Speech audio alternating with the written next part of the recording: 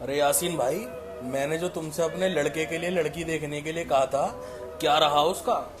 ठेकेदार साहब, लड़की तो मैंने देख ली, लेकिन लड़की का बाप बोल रहा है मैं दहेज में सिलेंडर की जगह स्प्लेंडर दे दूंगा। रिश्ता पक्का करना है तो चलो अभी चलते हैं वहाँ पे पक्का करने के लिए। चलो, मैं तुम्हें अपनी जनानी से पूछ के बता दूंगा क्या करना है इस बारे में, क्योंकि मेरी तो चलती नहीं इस घर में, मेरी जनानी की चलती है। लेकिन मुझे ये समझ में नहीं आ रही मेरी सिगरेटें कहाँ जा रही हैं। रूपा! हाँ पापा, तो कमाल के लोने ने जमाल गोटा पिला दिया। बड़ी दर्द मार मार कर आ रही है और तुम आवाज मार दो। अरे क्या तू सड़ेंद मचाता फिर रहा है?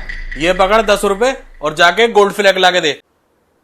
ए पापा, तो 15 रुपए की होगी ये सिगरेट, 10 की ना आती है।